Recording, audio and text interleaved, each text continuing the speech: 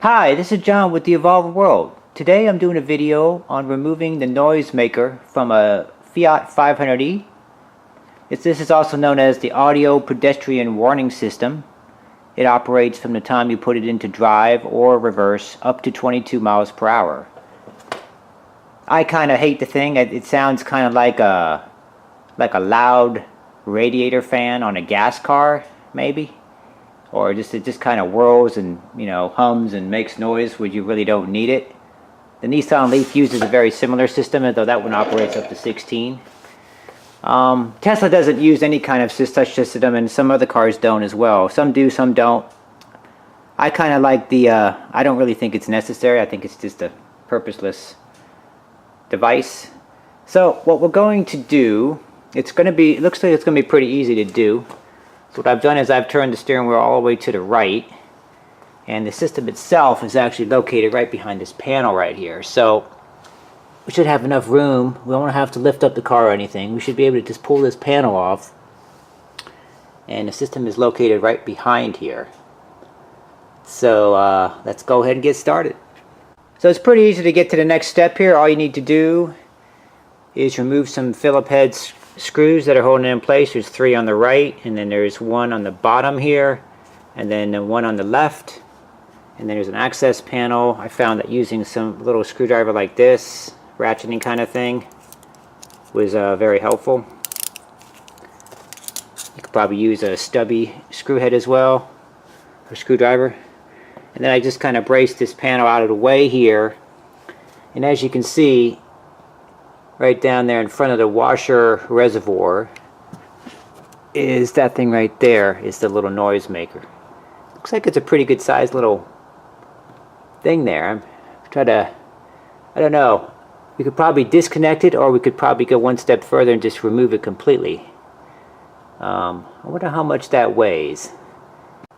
Okay, so I just pulled it out right now, and here it is right here. It's just all you need is a 10mm wrench with an extension, about that size. And yes, here it is. So as you can see, speaker assembly, front pedestrian alert. And that is it. The mounting bracket completely off. So it weighs about 18 ounces, in case you're wondering.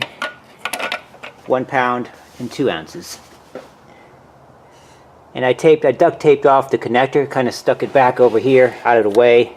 I don't want it rattling around. The last thing I want is something rattling around over here. So I kind of braced it over here, kind of tucked it in there. It's a nice place for it to be. So all we have to do now is put everything back together, test it out.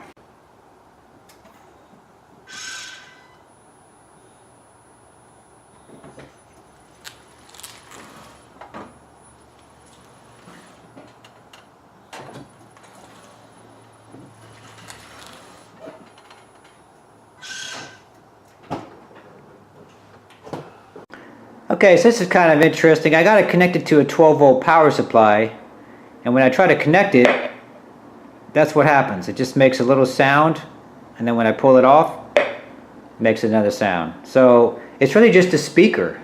There's nothing in the actual unit that's making that noise. There's something in the car that's transmitting that noise, whatever it was. I was trying to replicate it here, but I can't do it because it's all programmed into the car, and all this is just a simple speaker. So, I don't know. Good riddance to it. I don't see any point for it whatsoever. Tesla's pretty much the gold standard in EVs right now, and they don't use anything like this, and I don't see any point for it either. It just seems really ridiculous that an electric car, one of the nice things about it is that it's quiet, so why make it noisy? I mean, that's the stupidest thing ever. There's really no reason to have this either. Like, I mean, gas cars, when they're at idle, they don't make much more noise than an EV anyway, so it's really pointless. It's just some stupid thing. And there is no law in the US that says you need to have one of these things. So no law was broken. It's just a simple mod, simple solution to a problem that did not need to exist to begin with. So anyway, hope you enjoyed this video. Many more videos to come. Please like and subscribe. Thanks again for watching.